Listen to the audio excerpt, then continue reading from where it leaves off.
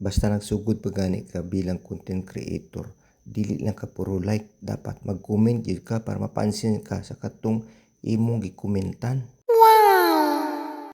Parehas ako ang mapansin lang gyud nako kato lang yung nag-comment. Kung dili gid na akong tuyo pindot, kung kinsa gyud ang nag-like ug comment, di gid nako na siya mapansin.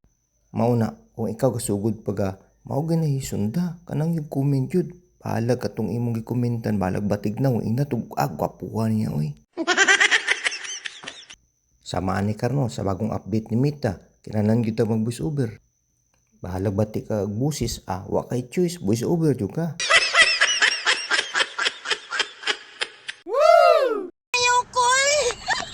Ayoko, mata pa ko, Kol.